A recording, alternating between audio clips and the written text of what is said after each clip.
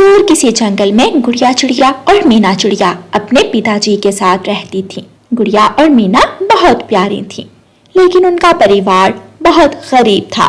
ان کے پاس گھر میں کھانے کو کچھ بھی نہیں تھا۔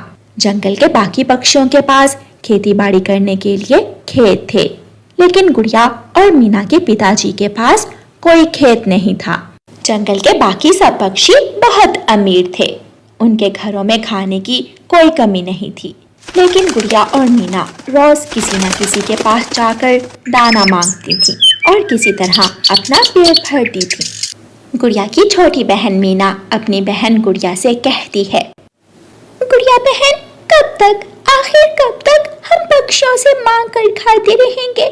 مجھے بہت شرمندگی ہوتی ہے، مجھے یہ سب بالکل اچھا نہیں لگتا۔ دل کرتا ہے ہم کبھی اپنی فصل کھائیں، اپنی محنت سے کچھ کمائیں۔ گڑیا بہن، تم بڑی ہو نا، بتاؤ نا، کیا ہم کبھی امیر بنیں گے؟ کیا کبھی ہماری تھالی بھی بھرے گی؟ مینا بہن، میں جانتی ہوں تم بالکل ٹھیک کہہ رہی ہو۔ سچ تو یہ ہے کہ مجھے بھی بہت شرمندگی ہوتی ہے جب میں تمہیں بھوکا دیکھتی ہوں، لیکن کیا کریں بہن، ہم تو چھوٹے سے پکشی ہیں اور یہ جنگل بہت بے رحم ہے۔ یہاں امیر پکشی اپنے دانوں کے ڈھیر پر بیٹھے ہیں، لیکن ایک مٹھی بھی ہم سے بانٹتے نہیں۔ ماں ہوتی تو شاید تمہارے آرزو پوچھتی، لیکن اب صرف میں ہوں اور پتا جی، اور ہم کوشش کر رہے ہیں۔ میری بہن، ہمت مت ہارو۔ بیٹی، میرا کلیجہ پھٹتا ہے جب میں تم دونوں کو بھوکا دیکھتا ہوں۔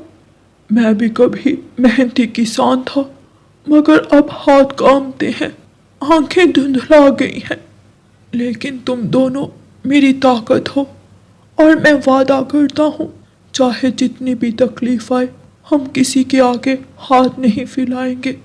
اب وقت آ گیا ہے کہ ہم بھی محنت کریں، کچھ ایسا کریں کہ کل کوئی ہم سے دانا مانگے اور ہم فخر سے دیں۔